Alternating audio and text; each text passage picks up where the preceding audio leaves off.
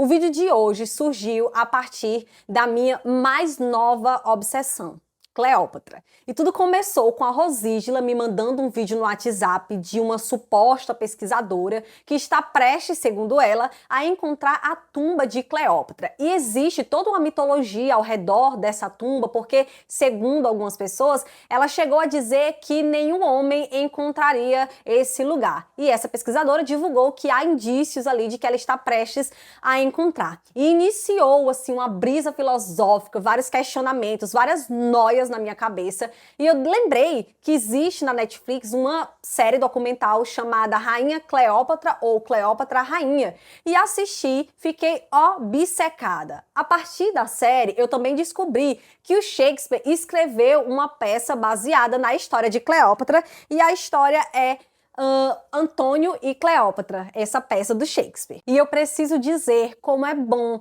a gente ter amigo pra gente dividir uma parte dos nossos neurônios, porque coisa boa é encontrar amigos para você conversar sobre aleatoriedades, mas depois mudar para um assunto completamente existencial. E eu encontro isso na Rosígila. A gente passou muito tempo conversando sobre Marco Antônio e Cleópatra, então eu deixo meu total agradecimento a ela, que boa parte também das coisas que vou falar no vídeo eu também aprendi com a Rosígila, aprendo muito com ela, ela é apaixonada por história. Se fosse ela gravando este vídeo aqui, vocês iriam se apaixonar por história, e ela me faz, assim, ficar apaixonadíssima, tanto que já tem mais uma graduação para eu fazer, né? Futuramente eu pretendo fazer filosofia, eu também pretendo fazer história e tenho pensado seriamente em fazer também psicologia. Tudo que eu falar agora nesse vídeo será a partir de duas fontes, a peça do Shakespeare, que é história, mas também a ficção, e também a série documental que você pode encontrar na Netflix. E quem foi Cleópatra? Ela foi a última rainha do Egito. Ela cresceu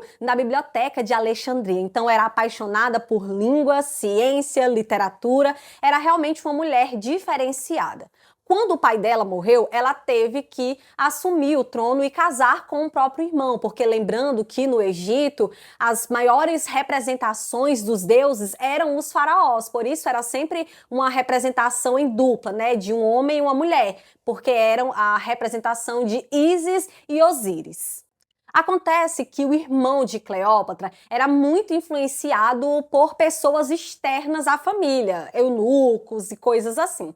E um dia ele decide, então, roubar o trono e a Cleópatra precisa fugir, ela precisa ir embora e passar alguns anos longe. E ela vai meio que conquistando as pessoas, vai fazendo o seu próprio exército, até que alguns anos depois ela descobre que Júlio César, o ditador romano, está visitando Alexandria, está visitando seu irmão. Ela então entra escondida naqueles aposentos e conversa com o Júlio César. Mas ela não apenas conversa com o Júlio César, ela conquista o coração dele. E não só o coração. Através dessa espécie de aliança, ela consegue também retomar o poder e virar novamente a rainha do Egito. Algumas pessoas dizem que ela conquistou o coração de Júlio César porque ela era uma mulher muito inteligente. E lembrando que em Roma as mulheres não tinham essa liberdade que as mulheres egípcias tinham de crescer no meio dos livros, de ter acesso à cultura, a realmente buscar um certo tipo de inteligência. Quando Júlio César viu Cleópatra, ele percebeu que jamais encontraria em Roma uma mulher que nem aquela mulher. Então, logo o seu coração foi tomado por essa rainha. Com ela, o Júlio César podia conversar de igual para igual sobre política, literatura, táticas de guerra, só que isso agradava o ditador, mas não agradava os romanos, porque eles consideravam meio que inadequado uma mulher estar no poder. Só que aí, nessa grande aliança que eles vão fazendo, o irmão de Cleópatra se junta com a irmã de Cleópatra e há uma espécie de guerra civil. De um lado, Júlio César e Cleópatra, e do outro lado, os irmãos de Cleópatra, e com o apoio, inclusive, de alguns romanos ali trabalhando nos bastidores. É justamente nesse contexto que há o incêndio à biblioteca de Alexandria, e eu não sabia, podem me achar burro que for, mas eu não sabia que tinha sido exatamente nesse contexto. Eu acho muito legal quando as histórias conseguem se conectar de alguma forma, quando eu descubro, foi nessa época, então, agora faz mais sentido.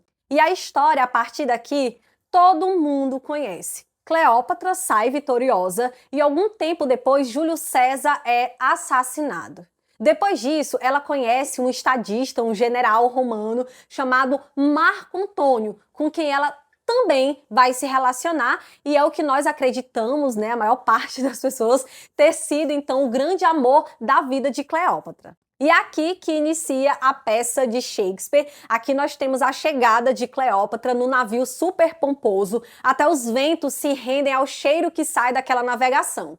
Há então o primeiro encontro entre Cleópatra e Marco Antônio, e os dois se apaixonam perdidamente. Mais uma vez, a sua inteligência encanta o coração do homem romano. Só que isso, mais uma vez, não agrada os romanos. E lembrando que nessa época, Marco Antônio dividia o poder de Roma com outras pessoas. E isso não agradava, porque ele estava no Egito comandando Roma, dava festas e mostrava, esbanjava todo o amor que ele tinha pela egípcia, e enquanto isso Roma estava lá meio que largada, né? A parcela de Roma que estava sob o domínio de Marco Antônio. No decorrer da peça, a gente vê que Marco Antônio precisa voltar para Roma para acalmar os ânimos. E ainda para manter uma certa estabilidade e reconquistar a confiança dos romanos, ele casa com a irmã de Otaviano, a Otávia. E é legal, porque quando Cleópatra descobre isso, ela fica primeiramente muito abalada e depois ela manda alguém observar quem é essa mulher. Quando ele traz as características dela, é como se ela se convencesse.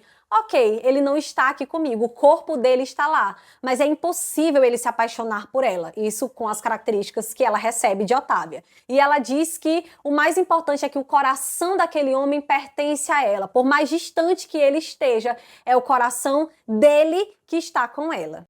Não demora muito para que depois desse casamento o Marco Antônio volte para ficar com Cleópatra, mas essa volta traz sérias consequências tanto para os dois quanto para os egípcios. Há ali uma guerra, Roma ataca o Egito e, como é de se esperar, é o Egito quem sai perdendo. Otaviano, ou Otávio César, decide então levar os dois como prisioneiros, sabe, como um troféu de guerra? Só que eles frustram os planos de Otaviano quando, meio que desconfiado de Cleópatra, o Marco Antônio começa a questionar se ela havia lhe traído. E ela fica muito chateada e manda as criadas darem um recado de que ela está morta. Ele não aguenta receber essa informação e acaba cometendo suicídio. Quando ele está morrendo ali, né, porque ele tentou se matar, na verdade ele se mata, mas tem aquele período, né, de estar morrendo. Ele recebe o recado de Cleópatra de que, na verdade, foi o mal-entendido, só que já é tarde demais. Os dois ainda se encontram, parece que eles se encontram na tumba de Cleópatra, porque ela se escondeu, e logo depois que ele morre, ela também comete suicídio. Os corpos dos dois jamais foram encontrados, inclusive há quem ache que eles foram cremados porque era um costume dos romanos. E fica o questionamento para a gente, será que essa pesquisadora de fato encontrará a tumba de Cleópatra? E se encontrar, encontrará também os corpos de Marco Antônio e Cleópatra? Porque há quem diga que ela pediu para os corpos serem guardados juntos. Essa história de amor rendeu, tem atravessado os tempos, e eu fiquei com essa obsessão por Cleópatra porque me parece uma mulher muito livre, e o fato dela ter conquistado com a inteligência, para mim é coisa assim de outro mundo, me pegou bastante. Eu espero encontrar alguns trabalhos, algumas pesquisas que falem um pouco mais sobre a rainha do Egito, porque eu fiquei realmente obcecada, e eu espero que você também fique a partir de agora, né? Brincadeira. Mas até o próximo vídeo.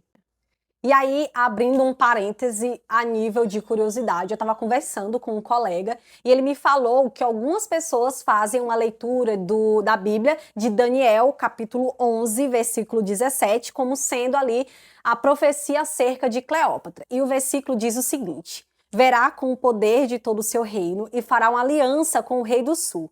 Ele lhe dará uma filha em casamento a fim de derrubar o reino, mas o seu plano não terá sucesso e em nada o ajudará.